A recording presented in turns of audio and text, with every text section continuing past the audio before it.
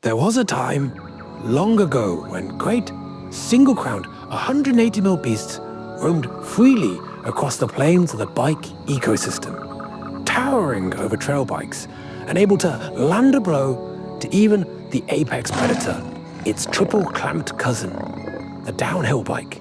XE steeds, focused on their great migration towards lightness, were easy prey. And Freeride bikes lived a life of a privileged position, surviving on a current of cool and desirability, rather than the constant proving ground of the racetrack. But then, something truly meteoric changed everything. A round, large wheel cratered into the off-road world, the 29er, an evolutionary advantage for short travel bikes. Each generation of trail bike became swifter and more sure-footed. The balance of power shifted. Suddenly, trail bikes were no longer 5 inches at the shoulder. And without such fair foul, the Freeride bike waned, stalled, starved, and died. In its absence, the trail bike thrived. One of its branches became even stronger, longer, and in time was mutated into the enduro bike, the most efficient hunter of them all, and, pound for pound, unrivaled upon the savannah. The downhill bike may indeed account for the trophies in the lodge. It is the king of the jungle after all, and enduro bikes eat up most of the resources available. So, is there still a place in the hierarchy for the long-forgotten predator? The law approaches the Freeride bike.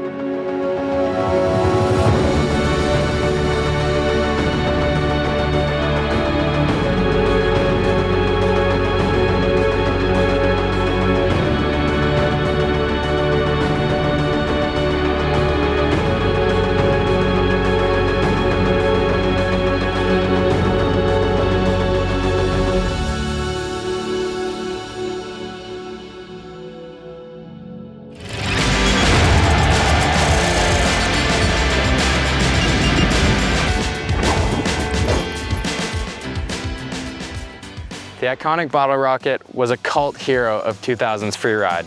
It was fun and it was sharp.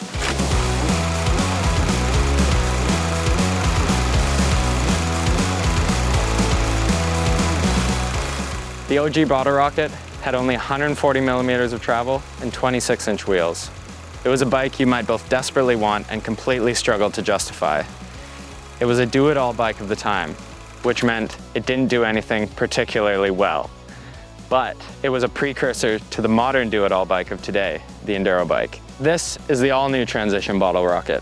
The paint, which is sick by the way, is a throwback to the original bike. This new bike, however, has much more travel than the mini shred platform that was. It comes with 180mm travel with a single crown fork, or the full 200mm with a dual crown fork. This bike is also not 26, but it does feature the little itty-bitty baby wheelsies of today, the 27.5 front and rear. By that choice alone, that makes this bike different than most other bikes out there. Bike design in the intervening years of Bottlerocket absence has been about longer, lower, slacker mentality and the stability and speed that goes with it. This bike is about cherry-picking some of those attributes and skipping some others to make a bike that is more stable than a downhill bike of the past, but with enough edge to be flicked, hipped, and whipped in a way that the modern downhill bike cannot. At the heart of this bike is the one-piece bottom bracket section, which is almost like a hull.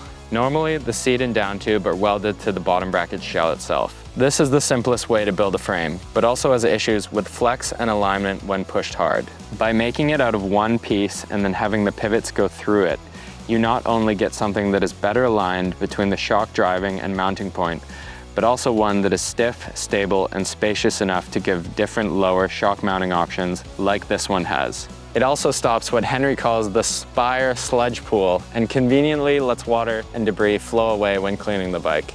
The bottom shock mount is flippable for high, low, progressive, or linear setup, and the rear dropout can be swapped out for a short chainstay or a long chainstay. The stock chainstay length is 436 on our size large, as well as all other sizes. And our large comes with a 475 reach. Curiously enough, a lot of the other angles do make this bang on for enduro riding.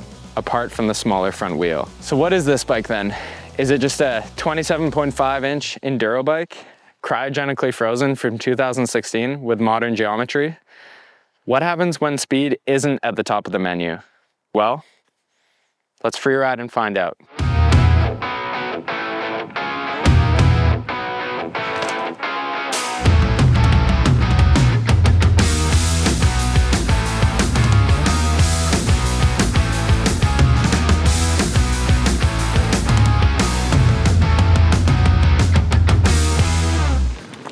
Ooh, baby, that's nice. Free ride.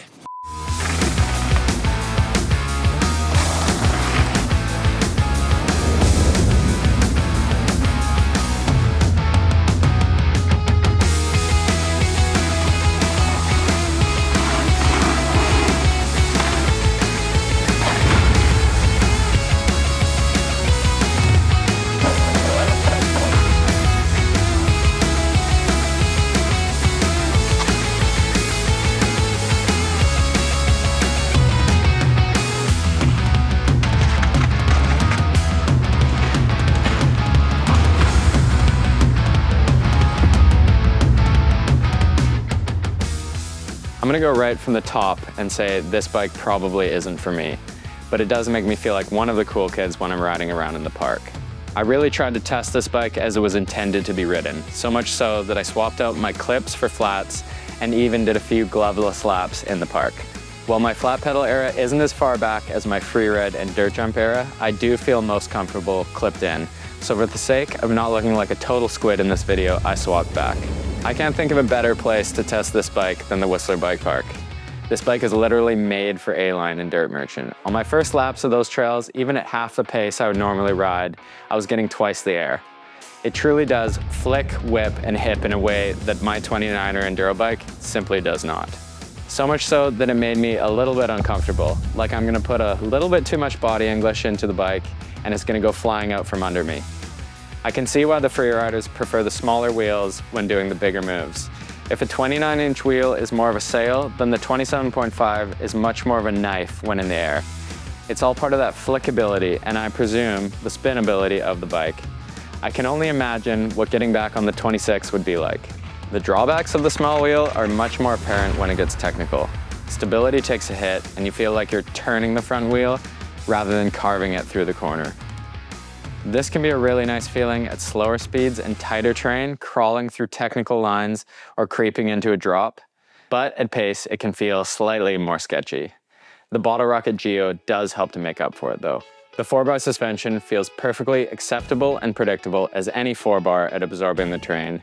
But I have a feeling that if you're interested in this bike, stiff and slow is going to be your suspension setup of choice. What this bike does do is ride A-Line tech with ease. Realistically, this is the only technical riding you're going to have to do on the Bottlerocket. But let's get out of the park and put a heater down on our test track.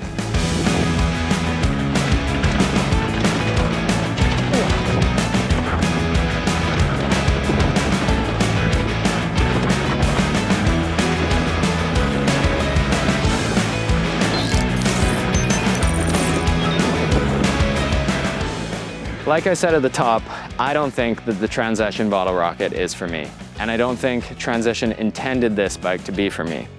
I'm too deep into small bump compliance and corner exit speed and traction under braking to really get excited about a bike that you don't have to go as fast to jump further and higher. That's not to say though that this bike didn't get me excited to ride jump laps in the park, because it absolutely did. I'm sure there are people out there that are disillusioned with the current enduro offerings and might want something that is made to take flight.